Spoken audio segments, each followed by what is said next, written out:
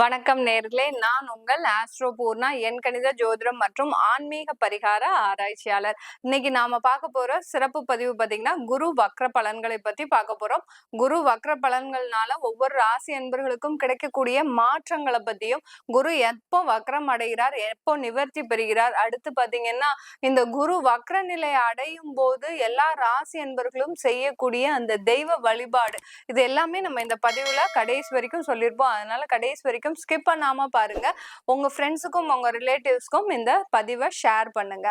குரு பகவான் வருகின்ற அக்டோபர் மாதம் 9ஆம் தேதி காலை சுமார் 11:46க்கு தன்னுடைய இயல்பு நிலையை வக்ர நிலையாக மாற்றிக்கொள்கிறார். இந்த வக்ர நிலை அடையக்கூடிய அந்த குரு பகவான் நிவர்த்தி ஆகக்கூடிய ஒரு நேரம் பாத்தீங்கன்னா அடுத்த வருடம், அதாவது 2025 பிப்ரவரி மாதம் 4ஆம் தேதியோடு இந்த வக்ர நிவர்த்தி பெறுகிறார். 5ஆம் தேதியிலிருந்து தன்னுடைய நிலையை இயல்பு நிலைக்கு மாற்ற போகிறார். இது கிட்டத்தட்ட ஒரு 4 மாதங்கள் இந்த ராஜ கிரகமாகப்பட்ட அந்த குரு பகவான் மிக ஒரு பலவிதமான ஒரு மாற்றங்களையும் இந்த பிரபஞ்சத்திற்கும் எல்லா ராசி அன்பர்களுக்கும் கொடுக்க போறாருன்னு தான் நம்ம சொல்ல போறோம்.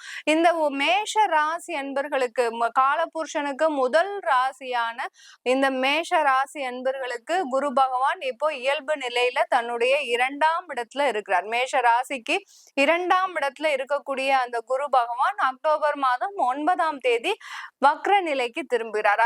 அக்டோபர் மாதம் வக்ர நிலைக்கு திரும்பக்கூடிய அந்த குரு பகவான் 4 மாதங்கள் பாத்தீங்கன்னா மேஷ ராசி அன்பர்களுக்கு தனம், குடும்பம், வாக்குஸ்தானத்துல பெயர்ச்சியாகி இருக்கிறார் இந்த குரு பகவான். இப்படி இருக்கும்போது இவர்களுக்கு இந்த மேஷ ராசி அன்பர்கள் பொதுவாகவே நிறைய ஒரு துடிதுடுப்பான ஒரு நபர்களாக தான் இருப்பார்கள். எல்லா விஷயத்திலும் ஒரு ஆர்வம் கொண்டு தன்னுடைய வேலையை நம்ம சாதித்தே தீரணும் அப்படின்ற ஒரு தன்னார்வலர்களாகவும், அடுத்து பாத்தீங்கன்னா சுயநலமே இருக்காது. இந்த மேஷ ராசி அன்பர்களுக்கு பொதுவா நம்ம அவர்களுடைய குணாதிசயங்களை சொல்லும் போது முக்கியமா அவர்கள் கவனிக்க வேண்டிய விஷயம் பாத்தீங்கன்னா அவர்களுக்கு சுயநலம்ன்றது இருக்காது. எல்லாமே பாத்தீங்கன்னா சுயநலம் சொன்னா, மேடம் மேஷராசி என்பர்கள் என்னுடைய கணவர் இருக்கிறாங்க, மனைவி இருக்கிறாங்க, அவங்க சுயநலமா தானே மேடம் இருக்கிறாங்க, நீங்க இப்படி சொல்லுறீங்க அப்படின்னு கேட்டீங்கன்னா, சுயநலம்ன்றது தன்னுடைய குடும்ப வாழ்க்கைக்கு உண்டான தனக்கு தேவையானவற்றை நிராகரிப்பவர்களாகவும், தன்னுடைய குடும்பத்திற்கு தேவையானவற்றை அதிகமாக சேமிப்பவர்களாகவும் இருக்கக்கூடியவர்கள் இந்த மேஷ ராசி என்பர்கள். இப்படிப்பட்ட மேஷ ராசி என்பர்களுக்கு அதீதமான ஒரு கோபம், அவர்களுக்கு ஒரு நெகட்டிவ் பாயிண்ட் தான் சொல்லணும். அவர்களுடைய கோபமே அவர்களை எதிரியாக்கி, அதாவது சமுதாயத்திற்கு இடையில் ஏதாவது ஒரு பண்டிகையோ எல்லாரும் மீட் பண்ற இடத்துல, உறவுக்காரர்கள் எல்லாரும் மீட் பண்ற இடத்துல வந்தாங்கன்னா இந்த மேஷ ராசி என்பர்கள் சகஜமா ஏதாவது ஒரு பேச போக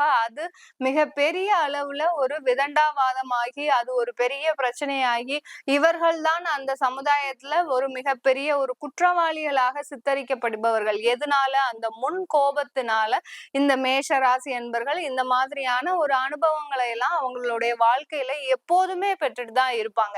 இதை அவர்களால தவிர்க்கவே முடியாது. நீங்க இப்போ சமாதானப்படுத்தினாலும் திரும்ப ஏதாவது ஒரு விஷயத்துல கோபப்படுவார்கள். அந்த கோபமாகப்பட்டது ஒரு நியாயமாக தான் இருக்கும் இந்த மேஷ ராசி அன்பர்களுக்கு. இப்படிப்பட்ட இந்த மேஷ ராசி அன்பர்களுக்கு 2ஆம் இடத்துல இருக்கக்கூடிய அந்த குரு பகவான் வக்ரநிலை அடைகிறார். குருன்னு பாத்தீங்கன்னா உங்களுக்கு ராஜ கிரகம். எல்லா கிரகத்திலயுமே ஒரு ராஜ கிரகம். இது நல்ல ஒரு மதிப்பையும் மரியாதையும் செல்வாக்கையும் சமுதாயத்துல கொடுக்கக்கூடிய அந்த கிரகம்.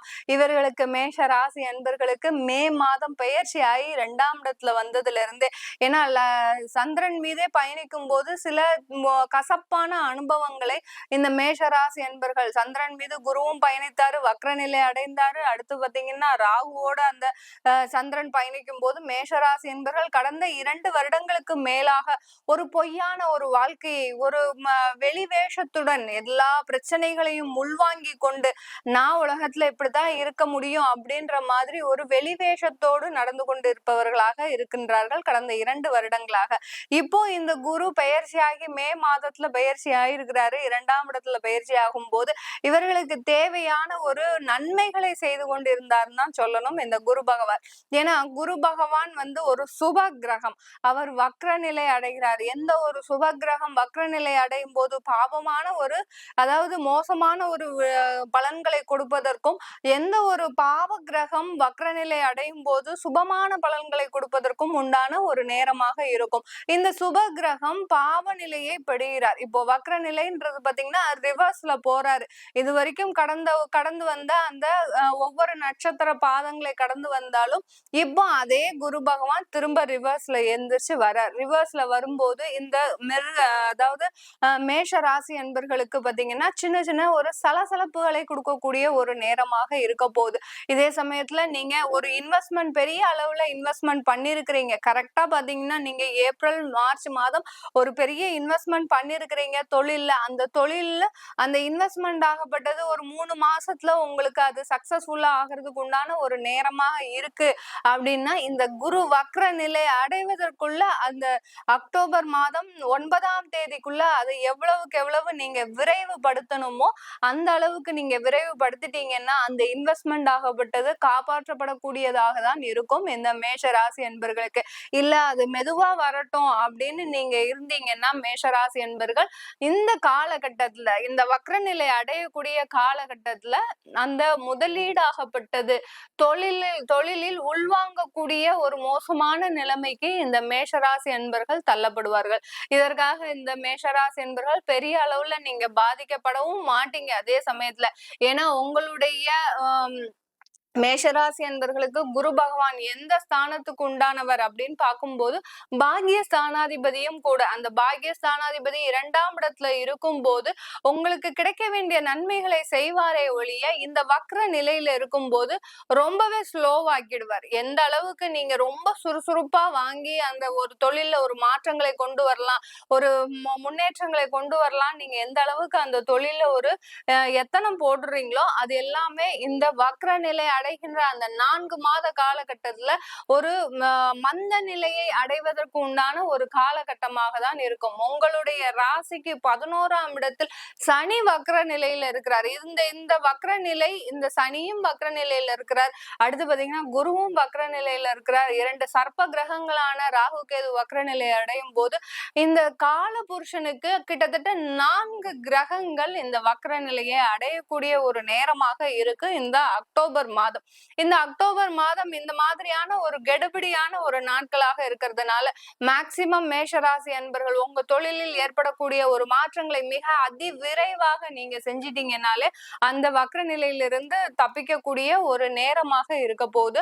அதே சமயத்துல இந்த மேஷராசி அன்பர்களுக்கு இந்த காலகட்டத்துல நீங்க செய்ய வேண்டிய ஒரு முழு முயற்சி என்னன்னா, குரு பகவான் வக்ர நிலையில அடைகிறாரு அப்படிங்கும் போது அந்த தொழில்ல நீங்க அந்த ஒரு தொழில்ல நீங்க ஏதாவது ஒரு வெளியூர் பிரயாணம் மேற்கொள்றதோ இல்ல பாத்தீங்கன்னா வேற வேற கஸ்டமர்ஸ், அதாவது எக்ஸ்போர்ட் தொழில் எல்லாம் பண்ணிட்டு இருக்கிறீங்கன்னா அந்த வெளிநாடுகளுக்கு உண்டான ஒரு சம்பந்தமான ஒரு தீர்வுகள் எல்லாம் இந்த நேரத்துல மேஷ ராசி என்பர்களுக்கு ஒரு சாதகமாக கிடைக்கின்ற ஒரு நாட்களாக இருக்கும். இன்வெஸ்ட்மெண்ட் எல்லாம் வெளியூர்ல இருந்து வெளிநாட்டுல இருந்து உங்களுக்கு வருது அப்படின்னா கண்டிப்பா அது சக்சஸ்ஃபுல்லா ஒரு நடக்கிறதுக்கு உண்டான ஒரு நேரமாக இருக்கும் இந்த மேஷ ராசி என்பர்களுக்கு. அதே சமயத்துல வெளிநாட்டுக்கு எக்ஸ்போர்ட் பண்றீங்க, தொழிலாகப்பட்டது உங்களுக்கு வெளிநாட்டை சார்ந்து இருக்கு அப்படின்னு இருக்கும்போது கண்டிப்பாக இந்த தொழில் இந்த 4 மாதத்துல மிக ஒரு அதீத ஒரு வளர்ச்சியை பெறக்கூடிய ஒரு நேரமாக இருக்க போது இந்த மேஷ ராசி என்பர்களுக்கு. மேஷ ராசி என்பர்களுக்கு விரய ஸ்தானாதிபதியும் கூட அந்த குரு பகவான் 12ஆம் வீட்டு அதிபதி அந்த குரு பகவான் 2ஆம் இடத்துல வக்ர நிலையில சஞ்சாரம் செய்யும் போது இந்த மேஷ ராசி என்பர்களுக்கு வெளிநாடு சம்பந்தமான வேலை வாய்ப்புகள் கிடைப்பதற்கு இந்த மேஷ ராசி என்பர்கள் நிறைய பேர் பாத்தீங்கன்னா வெளிநாட்டுல இருக்கக்கூடிய அந்த வேலைக்காக நிறைய பேர் காத்துட்டு இருக்கிறீங்க.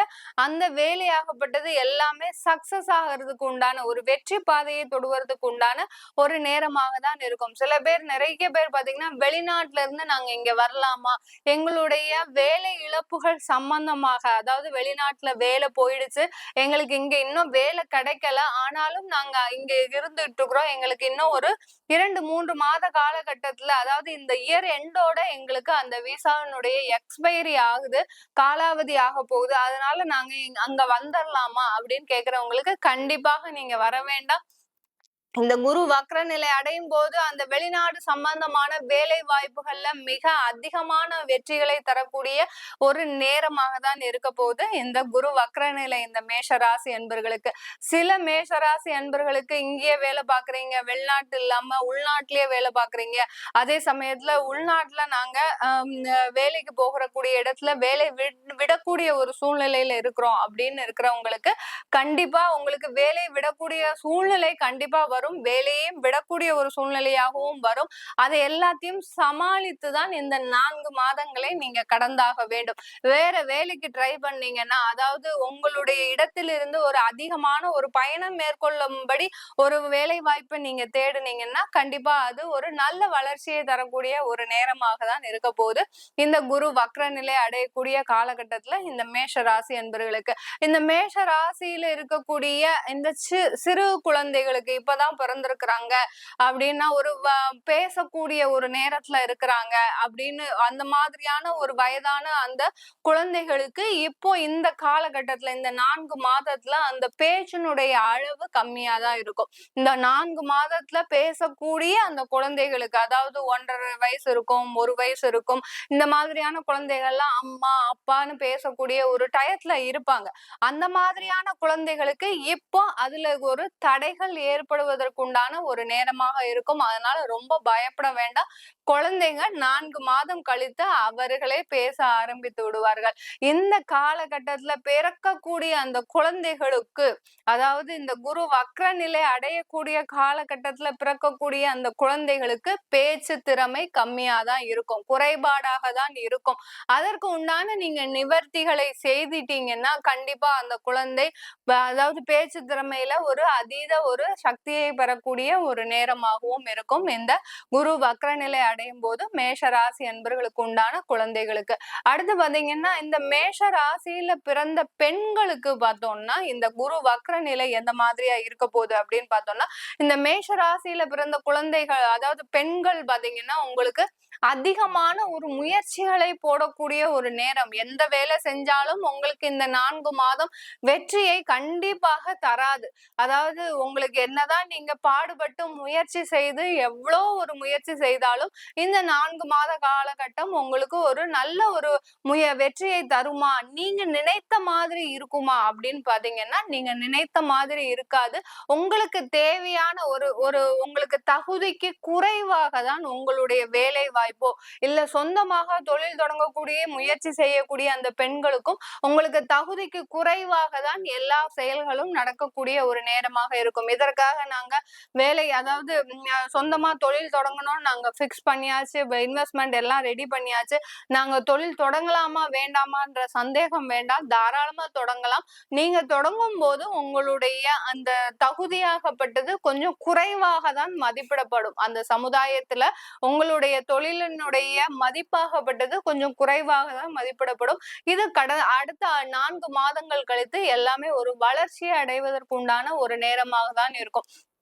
இப்ப நம்ம ஒரு தொழிலே தொடங்குறோம்னா அதுல ஒரு பின்னோக்கி நகன்றாதான் எப்படி ரன்னிங் ரேஸ்ல பின்னோக்கி நகர்ந்து அப்புறம் அப்படி முன்னோக்கி செல்றாங்களோ அதே மாதிரிதான் குரு வக்ர நிலை அடையும் போது நீங்க உங்களுடைய வாழ்க்கையில ஒரு சின்ன ஒரு பின்னோக்கி நகர்ந்து அதுக்கப்புறம் மிக அதிகமான ஒரு அதீத ஒரு வளர்ச்சியை அடையக்கூடிய ஒரு நேரமாக தான் இந்த 4 மாதங்கள் கழித்து இந்த மேஷ ராசி என்பர்களுக்கு இருக்க போகுது. இந்த மேஷ ராசி என்பர்கள் இந்த காலகட்டத்துல நீங்க இந்த வக்ர நிவர்த்தியை, அதாவது குரு வக்ரம் ஆக போறாரு, அந்த வக்ரத்துல இருந்து நம்ம தப்பித்து கொள்ள, அதாவது அந்த சுபகிரகம் அசுபமாக செயல்படும் போது, பாவமாக செயல்படும் போது நீங்க எந்த மாதிரியான தெய்வ வழிபாடு பண்ணணும் அப்படின்னு சொல்லும் போது இந்த காலகட்டத்துல இந்த மேஷ ராசி என்பர்கள் நீங்க வாராகி அம்மனை வழிபாடு பண்ணுங்க, இல்ல காளிய வழிபாடு பண்ணுங்க. எந்த அளவுக்கு வக்ரமாக இருக்கக்கூடிய, அதாவது உக்ரமாக இருக்கக்கூடிய தெய்வங்களை வழிபாடு பண்றீங்களோ, ஏன்னா உங்களுடைய ராசி அதிபதி செவ்வாய், அது ஒரு பாவ கிரகம். அப்படி இருக்கும்போது நீங்க உக்கிரமான தெய்வங்களை வழிபட்டீங்கன்னாலே அந்த ஒரு பெரிய ஒரு பிரச்சனைகள்ல இருந்து விடுபடுவதற்கான ஒரு நேரமாக தான் இருக்கும் இந்த மேஷராசி என்பவர்களுக்கு. மேக்சிமம் வக்ரகாளி அம்மனை நீங்க வழிபட்டாலே போரும். இந்த மேஷராசி என்பவர்களுக்கு தீராத பிரச்சனைகளும் தீரக்கூடிய ஒரு நேரமாக தான் இருக்க போது இந்த குரு வக்ர நிலையில அடையக்கூடிய ஒரு 4 மாத காலகட்டத்துல. இந்த பதிவு எல்லாமே அந்த கோச்சார நிலவரப்படி நம்ம பல பலன்கள் சொல்லியிருக்கிறோம். உங்களுடைய ஜாதகத்துல தசாபுத்தி பலன்களை அறிஞ்சுக்கணும். எனக்கு குரு வக்ரமாவே இருக்கிறாரு, இப்ப குரு திசையும் நடந்துட்டு இருக்குது, இப்போ எனக்கு எந்த மாதிரியான பலன்களை கொடுப்பாரு அப்படின்னு நீங்க தெரிஞ்சுக்கணும் விருப்பப்பட்டாலும், உங்களுக்கு உங்களுடைய ஜாதகம் இல்ல, ஜாதகம் எழுதணும். சில பேருக்கு திருமணம் ஆரம்பிக்கும் போதுதான் அந்த ஜாதகத்தையே நம்ம தேடுவோம். அப்படி தேடும் போது நம்மளுக்கு அந்த ஜாதகம் கிடைக்காது. அந்த மாதிரியான நபர்களுக்கு பிடிஎஃப் மூலமாக ஜாதகம் எழுதுவதற்கும், அடுத்து பாத்தீங்கன்னா உங்களுடைய குழந்தைகளுக்கு நியூமராலஜி படி பேர் வைக்கணும்னு கேட்கிறவங்களுக்கு கீழே இருக்கிற நம்பருக்கு வாட்ஸ்அப்ல அப்பாயின்மெண்ட் வாங்கிக்கிட்டு நீங்க என்கிட்ட கன்சல்ட் பண்ணிக்கலாம். உங்களிடமிருந்து விடைபெறுவது உங்கள் ஆஸ்ட்ரோ பூர்ணா. நன்றி, வணக்கம்.